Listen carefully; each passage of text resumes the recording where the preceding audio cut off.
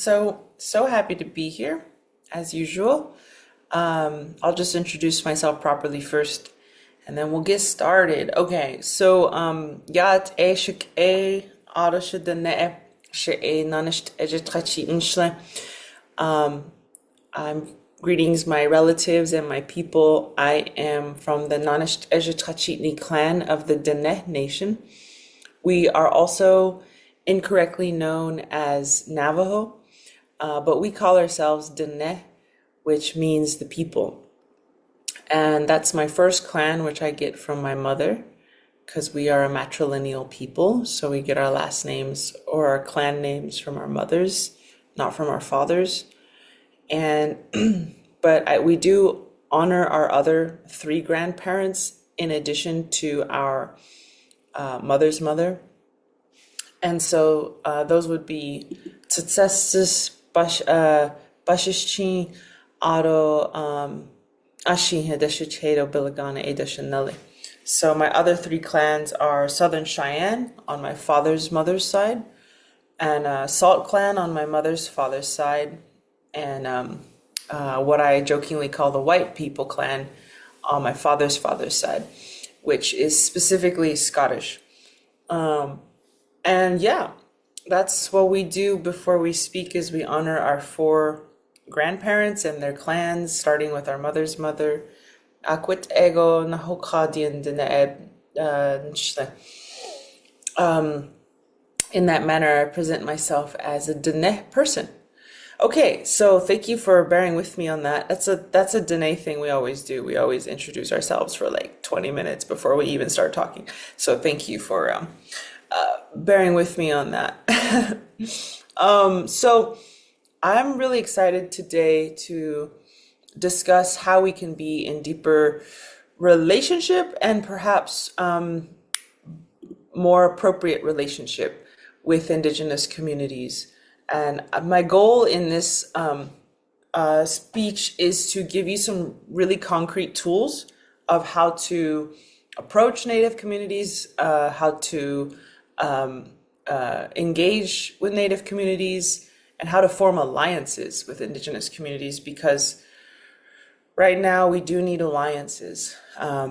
Indigenous peoples are in a state of renaissance right now. It's very exciting. It's a long time coming, and we're standing on the shoulders of decades and decades and centuries of incredible resilience and survivance.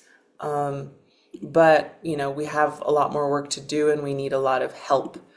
And so what's interesting to me is that we have the ability to form a new legacy that is not founded on division and misunderstanding and domination, but one that is founded on cooperation, collaboration, mutualism, and forgiveness and compassion, because we all know we stand on the bones of a cemetery of Indigenous peoples. About 98% were wiped out. So we know we stand on some pretty horrific atrocities that are a little hard for us to wrap our heads around, honestly, which is why we usually try to ignore it, or most Americans try to ignore it. So thank you for not ignoring it. But that's why forgiveness is in order, and some people call me crazy for saying that, and that's okay, because I am a bit crazy. But forgiveness to me is the act of healing divisions, and the act of moving forward together, and the act of not holding something against another. And it's pretty outrageous. It's pretty radical. You could say it's pretty hard to do, but it's really important if we're going to move forward as a multicultural society, that we find a way to, on one side, forgive, and on the other side, repair. Not only with our words, but with our actions and with the way we organize and design our society. So let's get into the meat of my presentation, and then we're going to do a short journaling exercise, maybe 5 minutes, and then we're going to move into Q&A / discussion. So Let me go ahead and get my little PowerPoint going. Here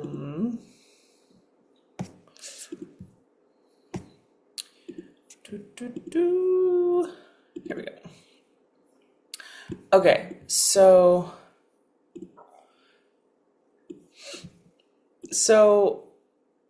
building solidarity with Indigenous communities, and this is my school too, if you ever want to take some other online classes. We have a lot of interesting classes that have different topics and different needs that they address. So, why solidarity? And I think the reason why we want to work together in a multicultural fashion is that we have so much knowledge from Indigenous peoples, as you all know. I'm kind of preaching to the choir, but we have so much knowledge that we can bring to support Mother Earth at this time and to support our society as well. We have technologies of uniting countries, as we had to go through that ourselves before America was ever born. We had to unite, we had to form confederacies. And so we have technologies, social technologies of how to do that. But also just for the healing of all of our hearts and souls, we have to heal such a profound wound of colonization and attempted genocide. And if we don't, I think we're going to continue to face problems as a country, because you can only sweep stuff under the rug for so long until until it starts to impact your everyday life. And I think we're seeing that today with the MAGA movement, which is a movement of many things, but it's I think at its core a movement of denial. Not only denying other people's stories, but denying to their own selves what has truly happened. And denial is the opposite of accountability. And accountability, I don't think has to be a scary thing, although often it feels like it. I think accountability, if it's held in a sacred space, and if it's held in a loving space, in a restorative justice space, in a space that says, look, we're not trying to punish anyone here. We're just wanting to love you unconditionally and forgive you, but we just want the truth to be acknowledged. And once we acknowledge the truth, then we can actually start designing things differently. And we can actually start teaching our children the proper history of this country. So there's lots of reasons for solidarity. If you have any reasons in your mind, feel free to pop them in the chat of why are you here today to learn about solidarity and learn about respectful engagement with Native communities. Why is that? Why do you think that might be important? I wanted to give an example. Some of you may have heard of this. It's the Segorite Land Trust is an organization in Oakland, California. And the Shumi land tax is a very interesting project where people who live in the Bay Area, they pay a voluntary land tax. So if you rent or you own, you can pay them, based on your square footage of your house or, other parameters. They give you an estimate of what your quote unquote Shumi land tax would be. And it's all funneled into the Segorite Land Trust, which is a Ohlone-led. Ohlone is the indigenous peoples of much of the Bay Area, Oakland, Berkeley, Albany, Richmond, and beyond. Even San Francisco itself is different bands of Ohlone are the indigenous peoples of that area. So all of the money is funneled into the Segorite Land Trust Fund, which they then use to buy back land back. So they use this money to buy properties and to operate their to fund their operations. And so they also recently just got the Berkeley Shell Mound returned to them, which is an ancient sacred site. And actually, it's really atrocious that it was given back to them as a paved parking lot. So their ancient shell mound was pretty much destroyed and turned into a parking lot. But they have the parking lot now, and they're going to break the parking lot apart, and they're going to find whatever is left of the shell mound underneath that. And they are going to use the Shumi land tax funds to finance that process of breaking the concrete apart and doing the research and revitalization of that land. And the shell mounds are ancient records of the people eating shellfish and depositing them in these certain mounds that were not just trash piles, but were also funerary grounds, aka cemeteries. They were buried their people in shell, and they also were a living or a fossilized record of how long the people had been there, which is thousands and thousands and thousands and thousands of years of shell fishery in the Bay Area. So this is an example of solidarity that I kind of place on a higher tier of solidarity, and I'll tell you why in a moment. So anyone in the Bay Area, again, it's voluntary, donates annually, an annual land tax, and it usually comes out to like between $50 and $500 maximum per year. It's not a lot, but every year, even corporations pay shumi, which in their language means gift. So corporations will pay maybe a little higher land tax for their office buildings and stuff. And that's a way that everyone in the Bay Area can be in solidarity and essentially pay rent for squatting on stolen indigenous lands, aka San Francisco Bay Area. And so it's quite a remarkable case study. It's not the first of its kind, but it is replicating across the country, and that's very good. I think every city should have one, every town should have one, so that the settler society of that area can be it can be maybe accountable to the local indigenous nation, and can be in right relationship with the local indigenous nation, and can be in reciprocity. And so the reason I think that this story is a good one is because number one, it's defined and led by strong, creative, local indigenous leadership. Number two, it acknowledges a history of extreme harm and injustice. Number three, it's moved by joy, love, and productivity, not guilt, shame, and apathy. Number four, it creates tangible healing for indigenous and settler communities. Number five, it's rooted in deep listening and long-term learning. Number six, it benefits all life. So these forms of solidarity that attain these six elements, I think, are the ones that are probably the most successful and the most important. Not important, the most, evolved maybe in my limited scope. That's my opinion. And so let's look at these six a little bit more in depth. So number one, defined and led by strong, creative, local indigenous leadership. There's a lot of solidarity efforts that are actually not even led by indigenous people. So for example, you might go into a native community and say, hey, I can do a permaculture design course, certification course for free for your kids. And it sounds cool on the outside, but it's not an idea that's springing from the community itself.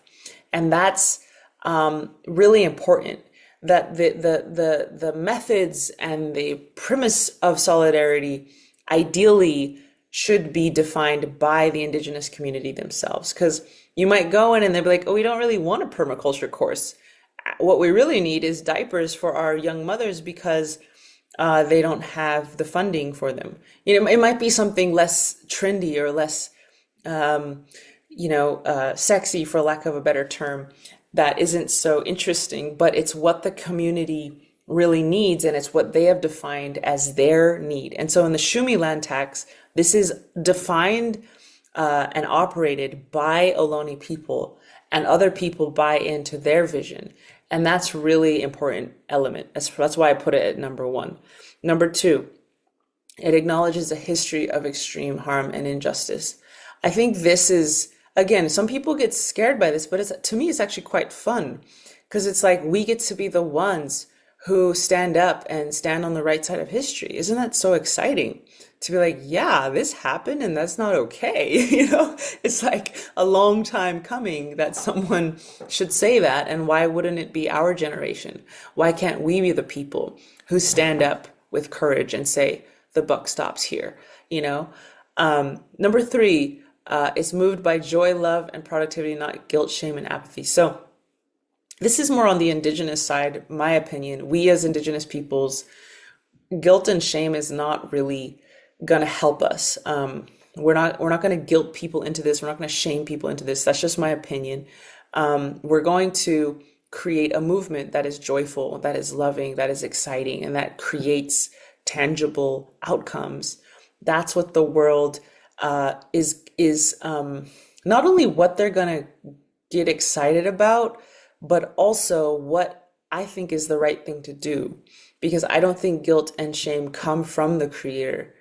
It comes from something else. And that's never an energy or an impetus or a fuel that we should use for change. And that we need to invite people in instead of calling them out, I think. And I think my friend, I think his name is Kazu, wrote a book on,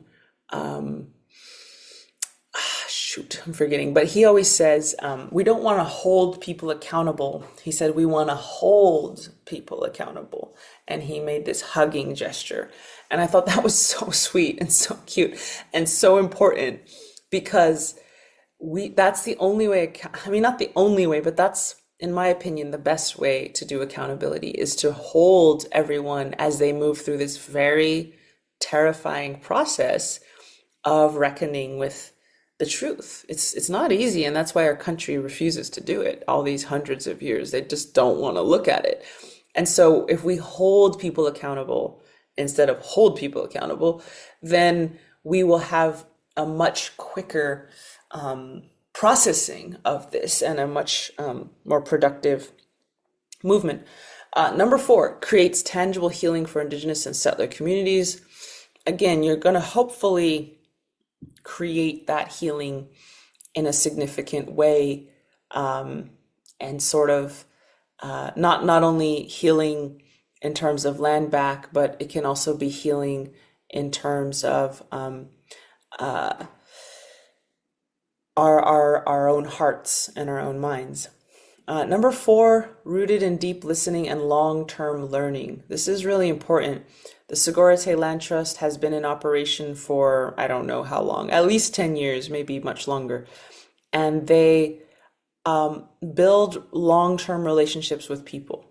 And their Shumi land tax is annual. It's not going to expire. It's a lifelong relationship where there's a lot of give and take, there's a lot of learning, and it's not seen ideally, although, we all do the best we can, but ideally we're not doing things to just have a one-off. Not to say one-offs are all bad. Sometimes that's what we can do and it's good to do. But ideally, we see solidarity as a lifelong thing, a lifelong solidarity with the local nation in which we're going to make mistakes on both sides. We're going to have some bumps along the road, but that we're committed to figuring it out together as much as we can for the healing of both of our descendants, future generations. And number six, very important, benefits all life. So really wanting to remember that land back isn't really for Indigenous peoples necessarily. It's actually for the land. We're giving the land back to itself. And the only reason Indigenous peoples become supervisors is because they understand that land ethic. And so that's really important to know that ideally, again, Indigenous solidarity, if we as Indigenous peoples are doing it right, it results in the benefit of all life, not just the benefit of a few or the benefit of the CEO of the oil company or whatever, a lot of our tribes have sold out to oil companies and stuff. So that's obviously not the kind of solidarity we're looking for. Okay, so next I want to talk about Indigenous peoples a little bit. We are not a monolith. There are 474 federally recognized tribes in the United States alone. There are hundreds more unrecognized tribes. And what that means is over 100 tribal statuses were terminated between 1950 and 1970. So essentially, there were Native nations who had federal recognition in 1950, and today they don't. And over 100 were terminated as Indigenous peoples. And that has ramifications on how these tribes can advocate for their lands, what kind of healthcare they have access to, what kind of colleges they can get into, what kind of scholarships they can apply for. And that was the whole intention, right? Is to release colonial obligation of treaty obligations to more and more tribes, so that the United States had less and less essentially obligation to Indigenous peoples across the country. But the point with this is, if you count the unrecognized tribes, as they're called, which sounds hilarious because obviously we don't need some colonial piece of paper to tell us we are who we are. But if you add those, about 200 unrecognized nations, we're approaching 774 different distinct Indigenous communities in the United States, which usually surprises people. People think there's maybe 60 or 50, but there's just tons and tons of different reservations, different communities, different Indigenous groups that are all different. So solidarity with one nation will not always look the same as it does with another nation. So it's very case by case specific. It's place based. So it very much depends on, where you are. And I always suggest to people to act locally. In other words, if you're living in Massachusetts, instead of doing solidarity work with my nation, the Dene or Navajo Nation, way out in New Mexico, it's more appropriate to work with the people who are right around you and whose land you're standing on and whose land you're working with. And so that's a really exciting thing, is to, form relationships with these Native nations. And I'll explain how to do that here in a second. So this is just a silly little table I made. This is like what I'm kind of saying is the sad term, and this is the correct term. So instead of saying North America or USA, you can say Turtle Island. Instead of saying Indian or Native American, you can say Indigenous. Instead of saying tribe, you can say nation. Instead of saying I'm an American, you can say I'm a settler, which a lot of people have like a lot of hesitation around that. But I think the more we can embrace our settler identity, not as like a badge of, whatever, but as a badge of courage, that we are ready to be accountable and ready to be, and there's lots of nuances on that. We can talk about it at the end. But instead of a natural resource, you would call it a relative.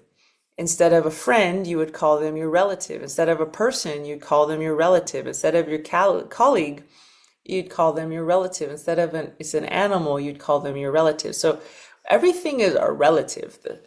The clouds, the stones, the water, the people you've never met.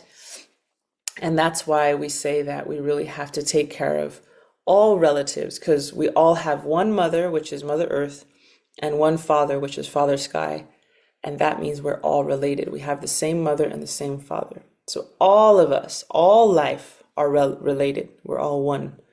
And so that's a little bit of terminology background I wanted to give. And I will share this slide deck with you guys. Any questions on that before I move on? I know that's kind of a interesting.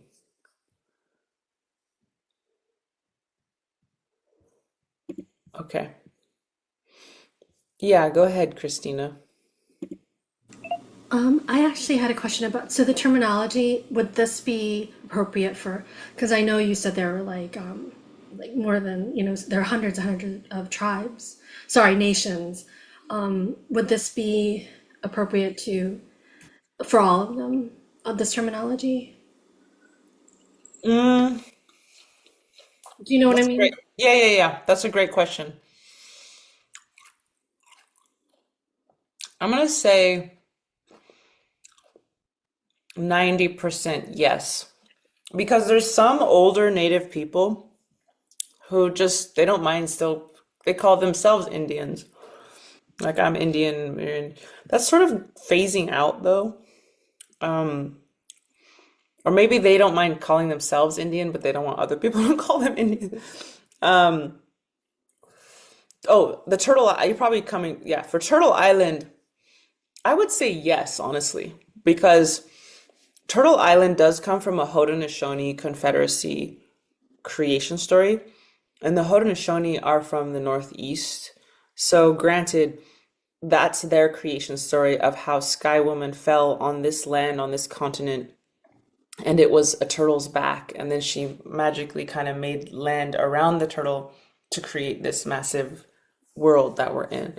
So, granted, if you ask the other 573 native nations, well, really 773, if you count the other unrecognized communities, um, they might say like even though Turtle Island isn't our creation story, because every nation has its own creation story, right?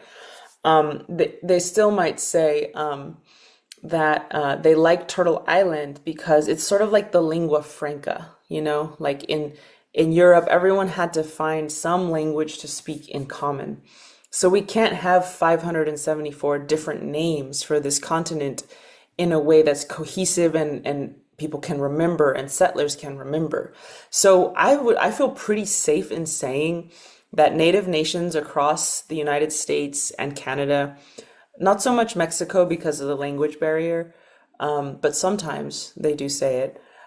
We're all pretty good with the term Turtle Island. We're good with it because we understand, even though it's not our creation story, it's the accepted umbrella term, and then within that we can tell you our more specific creation story.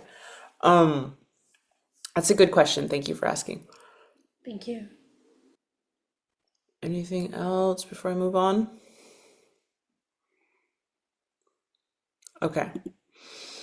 So, flipping the script, instead of wanting Indigenous peoples to work, Lila, yeah, sorry to interrupt you. Someone raised their hand right as you moved on. yeah, Did go you take for it, any question? Mawa. Okay. Thank you so much. I was just curious if there, in the terminology around settler, are there distinctions that are made for descendants of people who came here through forced migration and the Ma'afa, or the experience of the Middle Passage transatlantic slave trade, in identifying as settlers? Yes, yes. I think that's kind of what I meant by that. I knew that question was going to come up, and it is a really good question. Um, I think, to be honest, we as Indigenous peoples have to come up with another term that is honoring of the fact that folks who were trafficked here in a horrific trade of human beings, that it was not by their choice, and therefore they did not settle here. And so this is more talking about colonial society, settler society.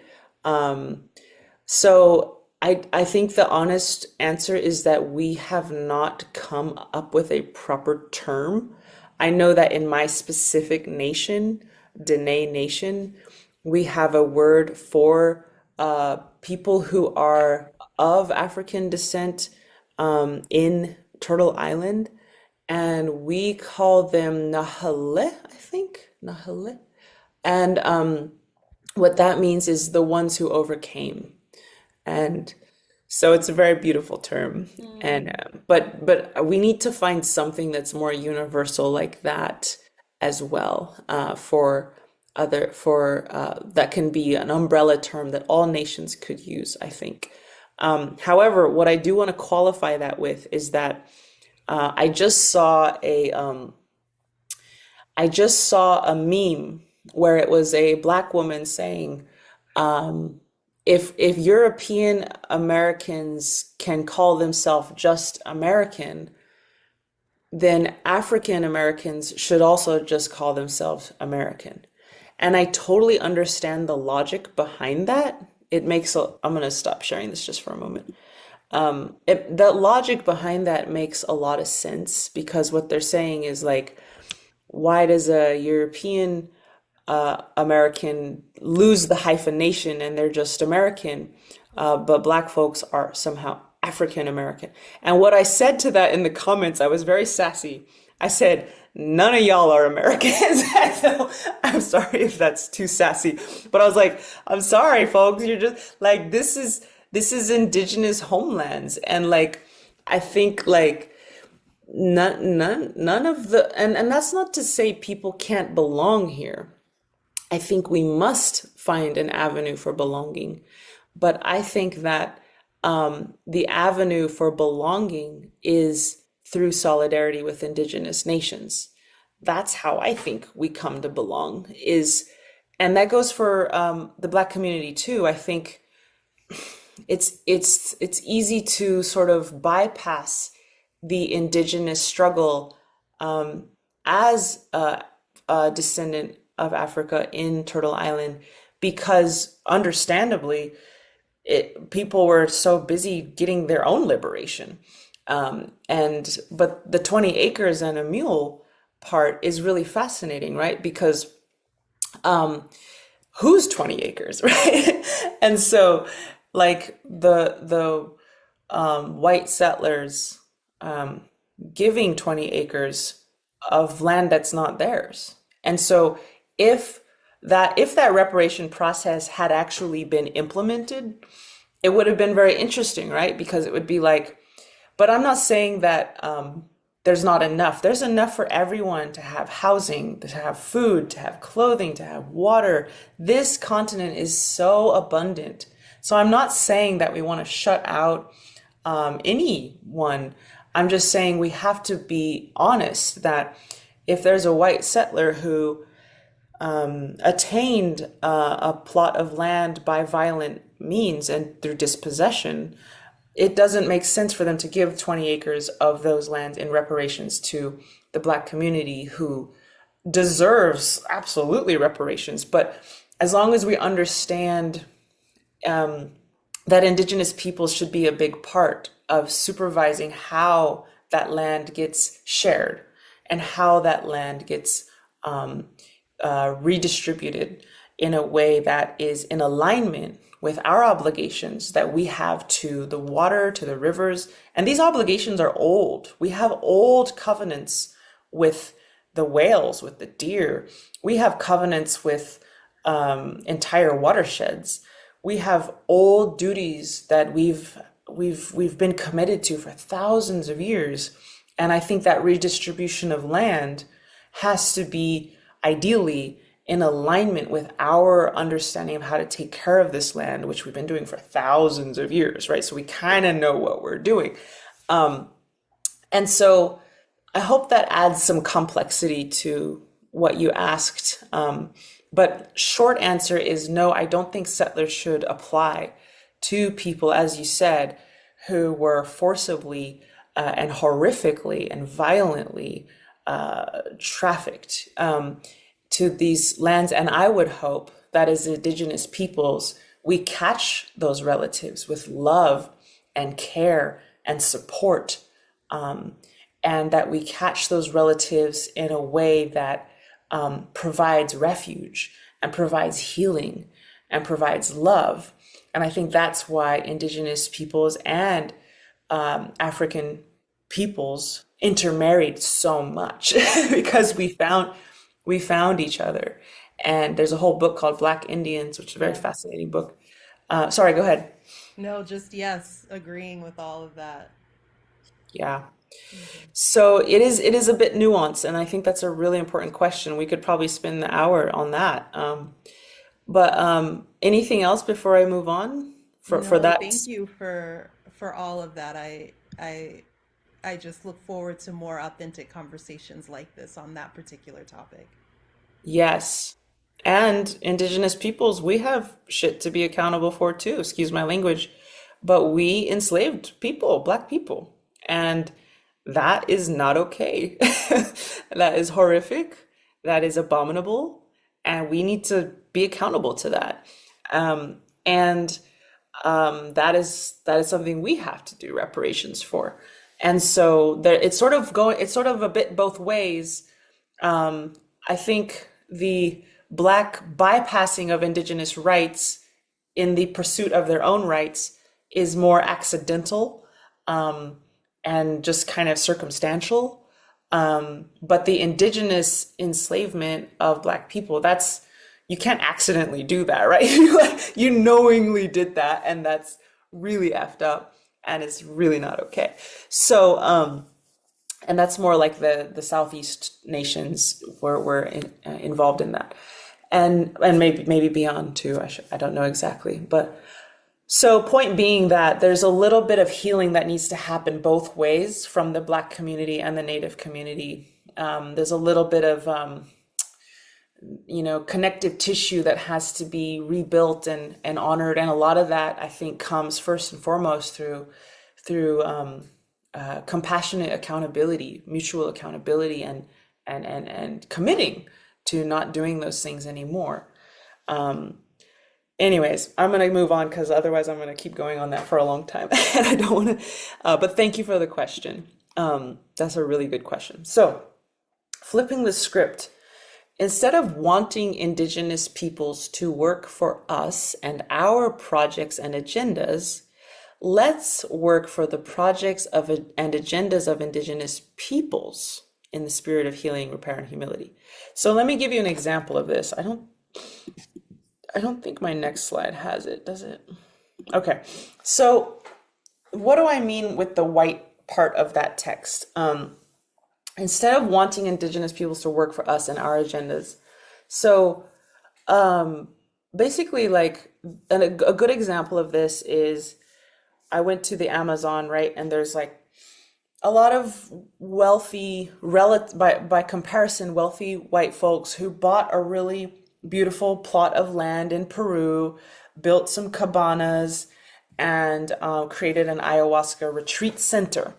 And they recruited some Shipibo elder women to go and work at this ayahuasca retreat center run by white people from the UK and the United States. So, right, with that in mind, that's sort of the first version where you're kind of recruiting Indigenous peoples into your vision. And you could say it looks like solidarity from the outside, but it's not. It's not. It's more of a bit of extractivism. So this flipping that script is saying, okay, what if that same white man from England said, how can I be of service to these Shipibo women, And what if he went to the women and said, because he has a lot of power and privilege, right? He can get them to do just about anything with money because they've been very purposefully brought to their knees by colonization. And so he has a huge power differential. So he can probably persuade them to go and work at his ayahuasca retreat.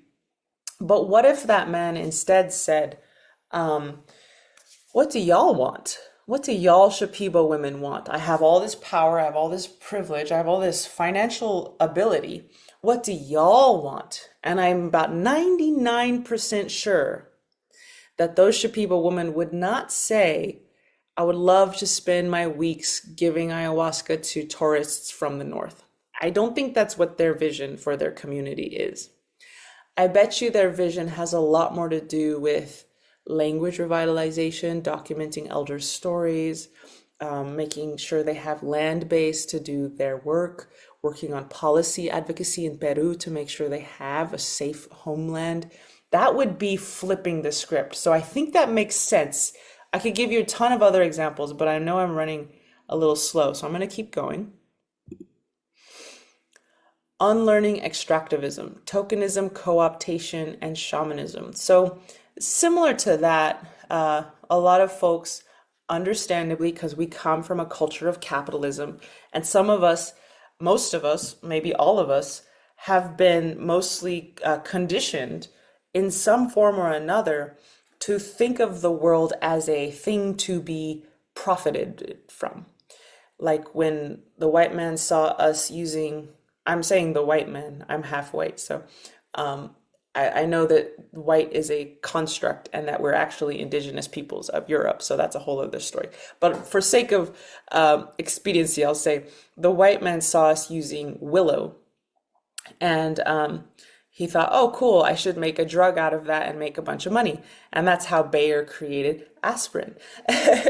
So, but when native people saw willow, they didn't think, oh, I can make a bunch of money. They thought, wow, this is a beautiful medicine that the earth has given us. And what a blessing. And let's use it to help others. So, shamanism, I put it in quotes because sometimes people will go to a native community, they'll have an interaction with an indigenous medicine person, and I'm not kidding, this has happened, and they go out into the world and they say, I have been, what's the word they used? Initiated by an indigenous medicine man to do these certain ceremonies. And then they will charge money for them. They'll charge sometimes a lot of money for them, sometimes $400, $500, $600, $700 a person to do some kind of spiritual journey, and they make money off of indigenous intellectual property that was never meant to be commodified. And so that's an example of the sort of shaman. And honestly, native people, we don't call ourselves shamans. So when people says I'm a shaman, we don't really understand that. I'm not saying the word is completely unuseful, but I think that generally, like, shamanism usually brings up all these connotations in native communities that they don't always trust because it's happened so many times. And so, yeah, I think we have to be a little careful with that word as well. Not, but there's wonderful people who are trying to practice shamanism, and they're doing it with a good heart and a good spirit. And so I'm not trying to poo-poo the word entirely. I'm just trying to give some nuance to it, and what indigenous people's kind of their experience of it has been. De-romanticizing indigenous peoples. So this is and again, I'm actually not against this guy. I think he's actually has interesting intentions, and good intentions often. But he is from Germany, and they have whole communities where they actually play Indian, and they romanticize indigenous peoples. And I think the problem with romanticizing indigenous peoples is that we lose some of the grit and the rawness and the realness of what it means to be an indigenous person today, which is often not romantic at all. You're usually surviving you're struggling to survive.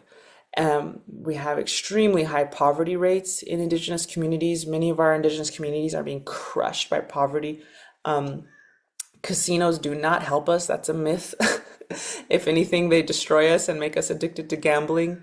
That money is not distributed in a meaningful way, if at all. There's a couple exceptions of like Hollywood, Florida Casino, Pachanga, Great and Rancheria Casino. There's a couple that are really profitable. But again, you have 574 federally recognized tribes. Almost every one of them has had a casino pushed on them.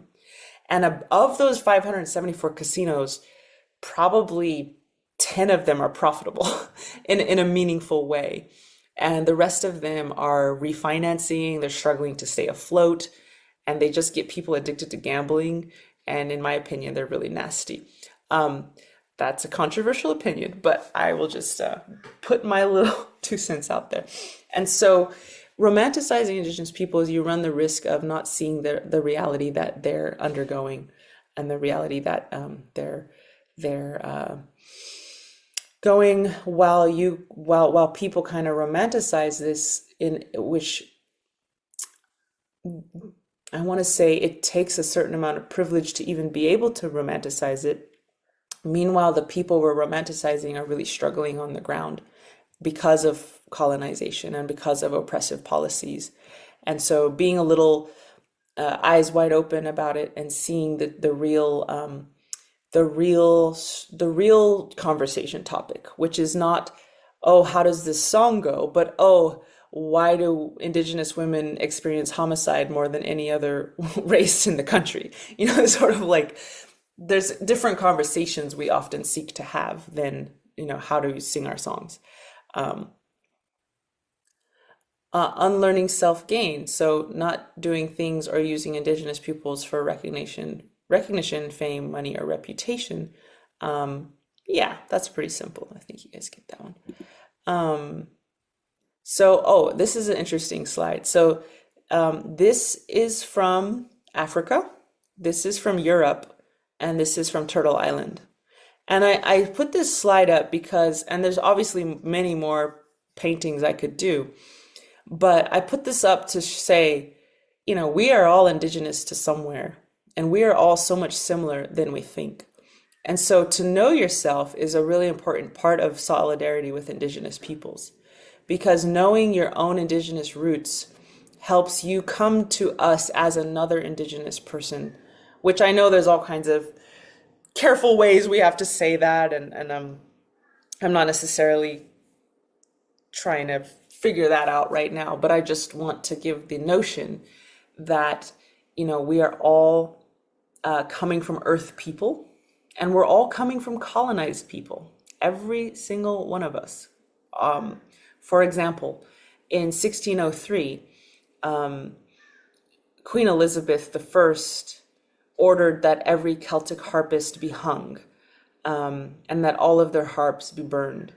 And so a lot of Irish Americans think, oh, I'm quote unquote just a white American. I'm like, no, actually, you went through the same thing that we went through. Your language was prohibited, your music was prohibited, your people were slaughtered.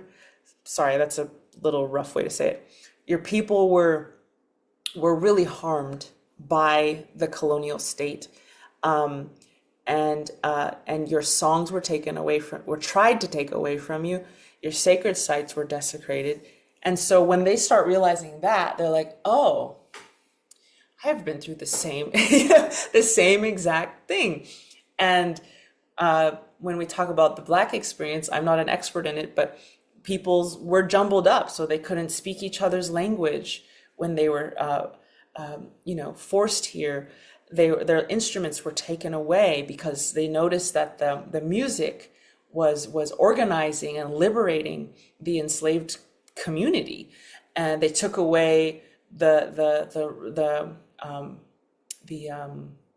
nuanced knowledge of their roots by jumbling everyone up, so people didn't remember which part they came from. They tore families apart, and so it's always been a process of extracting from us our Indigenous knowledge, every single one of us, no matter who we are, in some form or another, at some point along the road, whether it was the Romans or the Sumerians or, the English or the Norse, I don't know, and even, who took away the Norse, who knows? So it's this vicious cycle of colonized people colonizing people. And so it's really important to know that when you step to a Native community, you're actually stepping to a group that is incredibly similar to your ancestors. And that way, when you go to Indigenous communities, you're not going to fill up an empty cup or fill a void in your self to get culture or to learn culture, but more so you're going with your cup full. Maybe do a little research on your ancestry. Like the Irish alphabet is all inspired by trees, maybe learn what are those trees. Maybe learn even one sentence in your ancient Indigenous language or languages, so that when you step to Indigenous peoples, you have something to share with them. It's like a table, everyone wants to bring something to the potluck. So if Indigenous peoples are providing the feast, that's actually cutting people are cutting themselves short because they actually have something to bring to the feast too. Even if it was tried to be ripped away from them 1,000 years ago, you can go back and find it, like that Sankofa symbol, go back and fetch it. And that's what I think I mean by know thyself, no matter who you are, what race you are, Asian, European, African, or like me, you're a mixture, Aboriginal, Pacific Islander, whatever it may be. It's really important, in my opinion, to really research who are our ancestors, what is our roots, and how do we be of service to our ancestors' wildest dreams, which I think were almost all universally the same, which was to be a good relative to the land and to each other. I know I'm like a bit over time now, so I'm just going to stop just for a second. How are we doing on time? I'm not very good at time.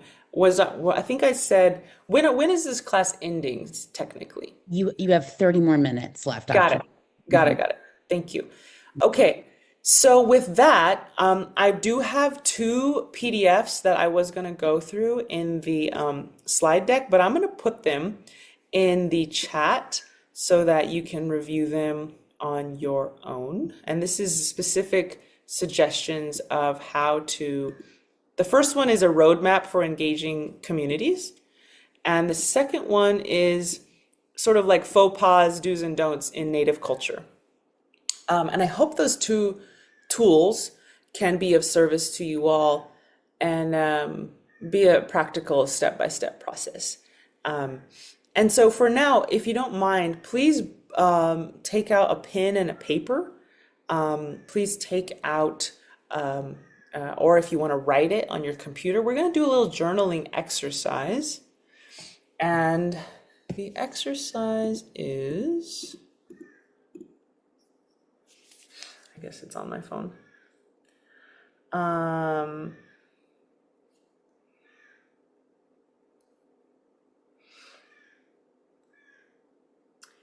How has this presentation shifted how sorry, let me rephrase this better. How has this presentation shifted my approach to Indigenous communities? I'll type it in. How has this presentation shifted my approach to Indigenous communities? Let's just spend 5 minutes working on that. In the meantime, I'm going to get a little bit of music going. So while we write, we have some music. You don't have to start yet. Let's see.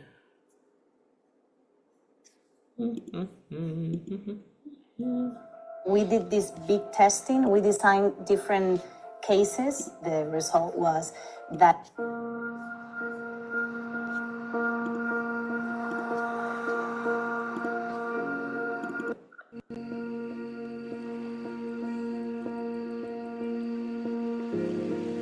So, actually, sorry. I want to do this one more time. Thank you. Let me turn this down a little bit. All right, is that a good volume?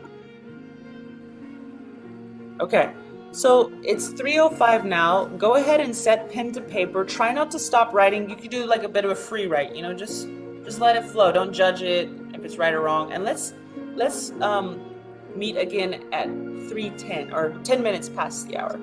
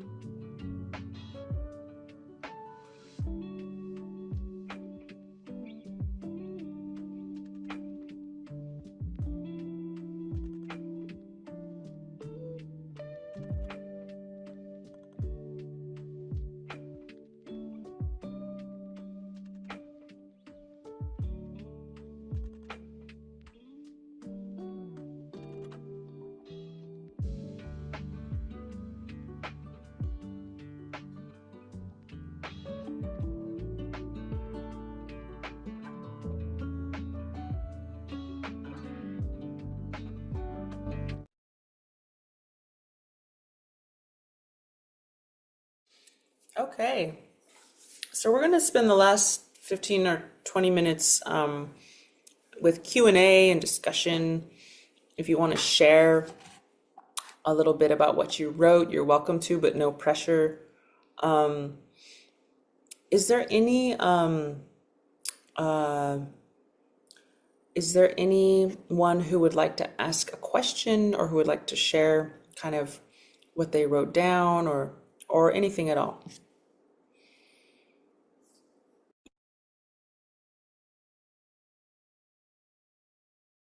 Yes, Janine.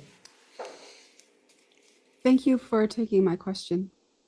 Um, from the time I was really little, I spent most of my life in the woods, and I feel like the earth and the woods saved me and felt very much alive and in kinship there. My parents' land, quote unquote, is now part of the Oneida Nation, and they have since passed. I've always felt that this land should go back. Do you have any ideas or guidance about approach? Watchwords. Thank you.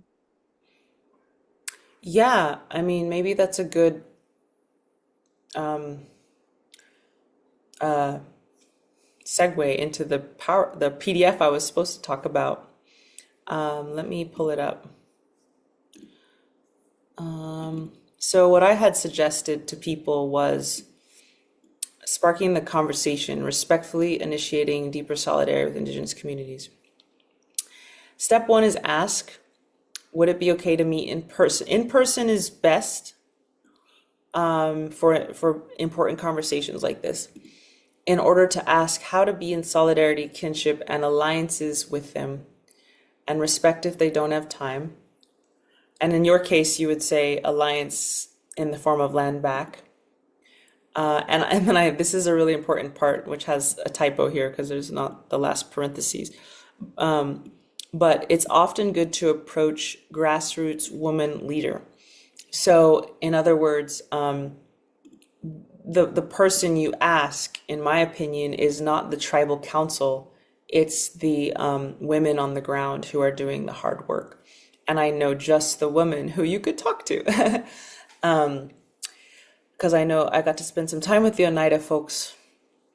Step two, if yes, offer to meet in person or a way that they most prefer. Maybe they want to do phone, Facebook Messenger, Zoom, WhatsApp. Traditionally, meeting in person for serious purposes is most respectful and appropriate. If in person, ask where their preferred meeting place would be, kind of putting everything in the steering wheel in their hands as much as you can. Arrive with a gift. It can be a food staple, a plant that is meaningful or sacred to you and your culture. Tobacco, sage, and sweetgrass also work. Any of those can work. With the simple question of how can I be of support in your community's visions, if at all? And I guess your question would be, how can my offer of land back be in support of your community's visions, if at all? And that if at all qualifier is very important, right? Because maybe they don't have time to do it. Maybe they don't want to do it. And so you're genuinely giving an unconditional offer. That's like, take it or leave it. Step five is listen. Deeply listen to the things that the person says and know that while it might not be what you expect, it is what they would want and how they'd want help. Follow that suggestion and it can eventually lead to more service learning opportunities in the future. Step six, act. Do your absolute best to support in the manner they have requested, within reason, of course, and follow your words and actions best that you can. Your word is very important in most Indigenous cultures and staying true to it.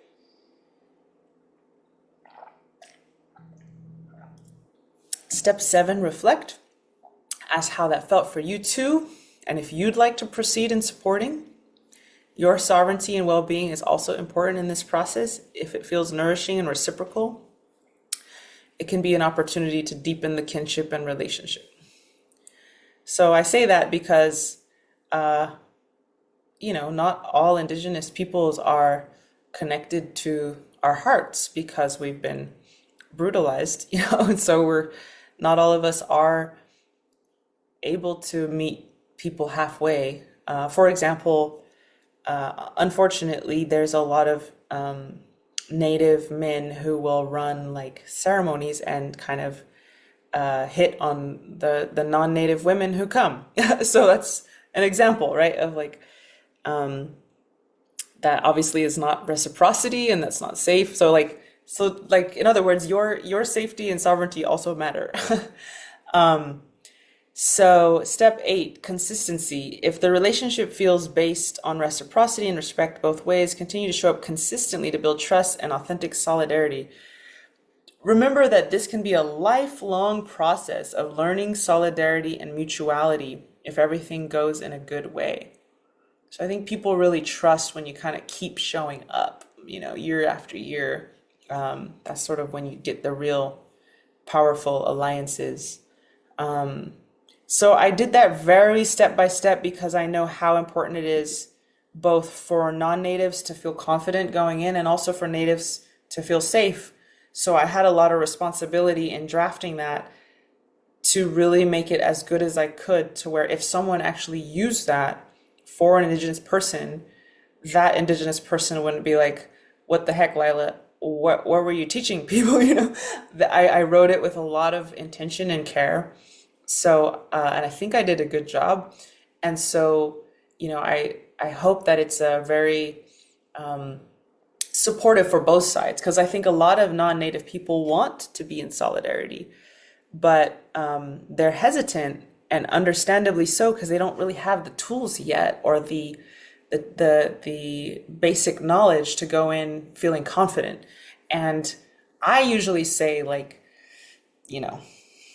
don't let imperfection stop you from starting, so don't feel like you have to be perfectly politically correct. And if it's a Native person worth working with, in my opinion, the PDFs are in the chat. There's copies in the chat, and the team will email them to you too, I think. A Native person worth working with, in my opinion, will have a little grace for you and a little give and take, and so a little bit of, and as long as you're genuinely trying to learn and you're genuinely trying to figure out how to be respectful, I think 99% of the Native people I know will totally work with that, and they appreciate it. They appreciate the intention and the effort, even if its implementation isn't perfect. So yeah, I hope that helps. Anything else before we move on to the next question on that specific question? Thank you. You've been most helpful. Yay! Oh, and I do know a woman from Oneida who I could totally link you up with. So maybe DM me give me a private message of your email if you want, and I can potentially link you guys up. Okay, Emily, go ahead. Hi, thank you so much, Lyla. Dr. Lyla, it's great to see you again. I just really appreciated how you called to the fact that I'm indigenous to Europe and Scandinavia, right? That, and I'm very visual. So the picture that you gave of each of those paintings from each continent was really, really helpful to just clarify and solidify that. And then I just also really appreciate the nuance of this conversation of what words are, how to approach, how to keep things local, and how to like focus on my own self and do my own homework before I go to anyone. Like it's things that I know and recognize, but I really loved how you articulated and reiterated it. So thanks. Thank you for that reflection. That's really helpful. Thank you.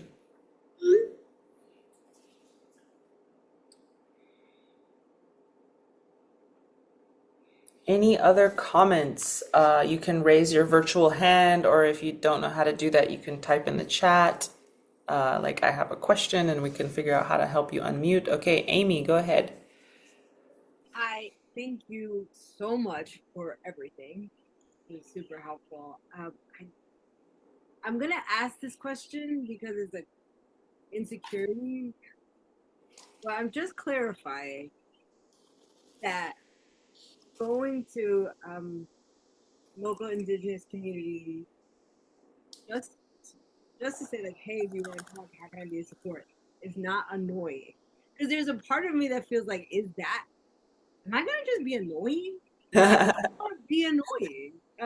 And so if there are any words that you can speak to that, and like I'm waking up to be like, oh, New Eurekan, like I was told like I had nothing, right? Like everything was extinct.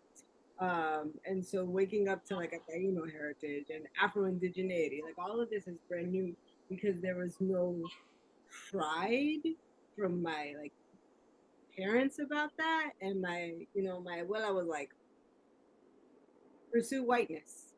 And so there's like embarrassment, and so the asking the question about annoying is also like that real deep sense of like belonging nowhere, and like deep spiritual poverty, identity poverty, and like, is it just gonna be one more thing asking other marginalized people to help with?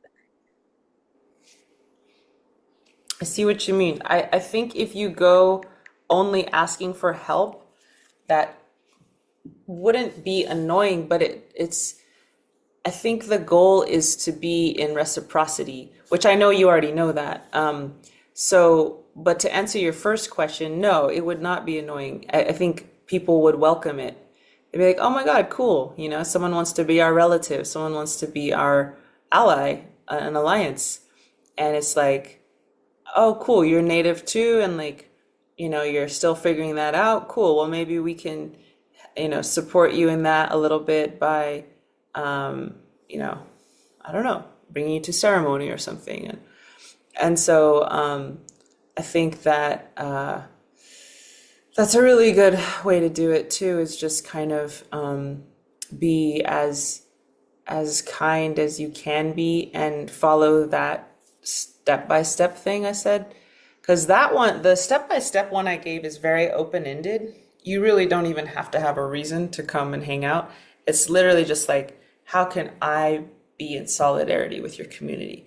And the goal of that question is to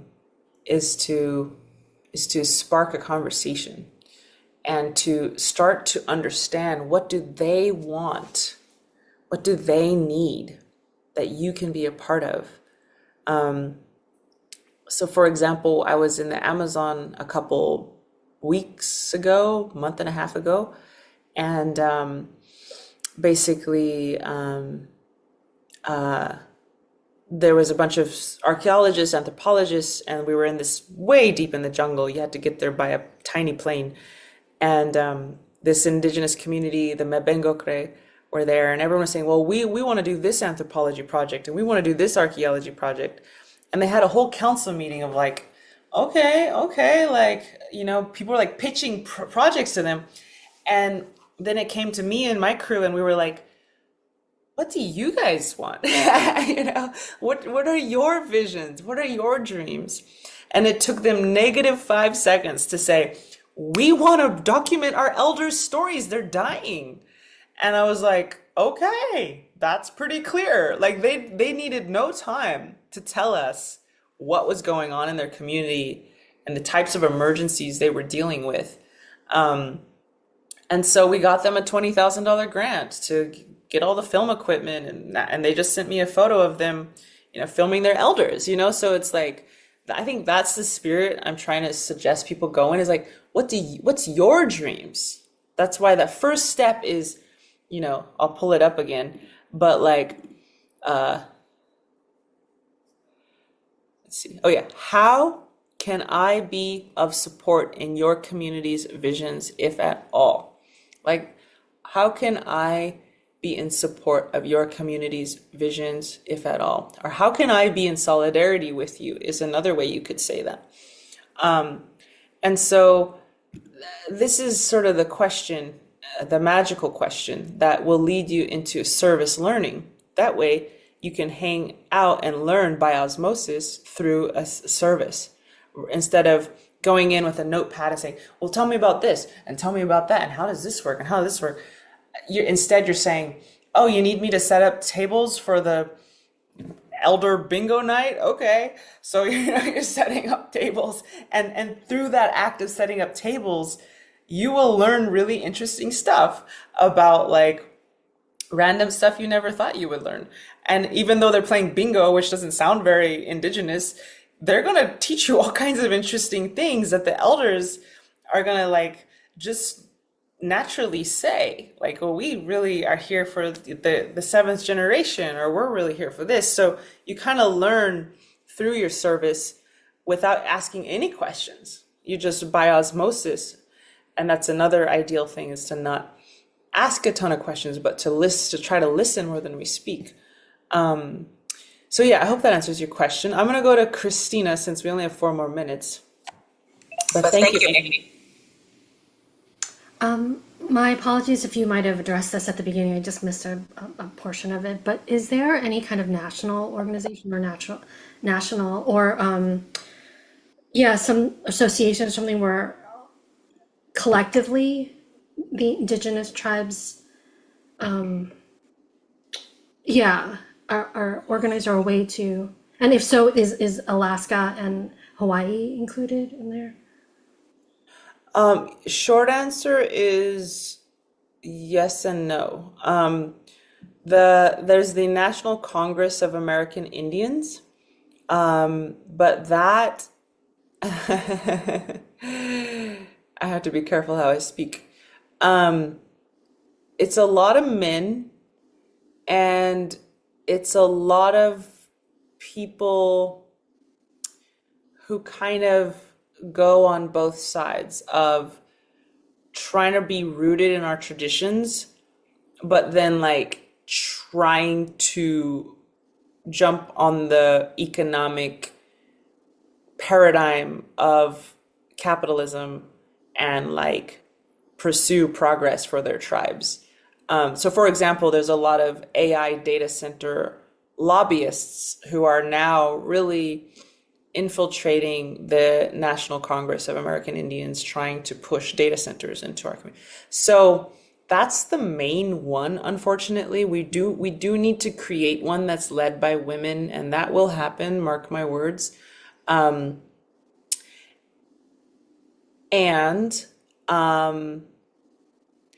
in addition to that, we have the Bureau of Indian Affairs, which is led by the United States government, and that is actually a colonial institution that basically set up all the reservations to fail. The reservations are mostly originally were called prisoner of war camps. So these reservation systems were designed to fail in the sense that they're completely dependent on federal funding, and yet they never have enough federal funding. And there's other reasons they were designed to fail too. And Trump just cut a whole bunch of money to these funds as well. So I'm going to end there, but we will be creating more nationally organized stuff that's on our terms as Indigenous women for the sake of the benefit of all life. That will be happening. I wanted to just say briefly that you guys are awesome, and I really appreciate you taking the time to be here with me. I'm going to put my email in here. I honestly don't have a lot of time to answer questions, but I wanted to make sure that the Oneida question got through if it wants to. Yes, I did get all these personal messages, so I will save that in my computer and try to get back ASAP. Great. Anything else before we finish, Kripalu team? Thank you so much, Dr. Lyla June. That was really, really powerful and really amazing. I appreciate all of your thoughtful answers to everyone's questions. I think you did amazing. I'm going to also put information for you all to access all of the replays from this amazing Amplify Summit for 2026. And Lila's will be posted up there by the end of the week once it goes through the editing process. And that is all we have for this evening. Lyla, if you had anything else you'd like to share, any a website link or anything for us? Yeah, I can put my website in the chat, and I have a couple other ones. And yeah, I'm very excited to stay in connection with Kripalu and everyone here. Have a good day, and thank you so much for taking the time to learn how to be in solidarity with Native nations. It means a lot to me that you guys would take the time to learn it. It really, really does. So kudos to you, and thank you for meeting us halfway.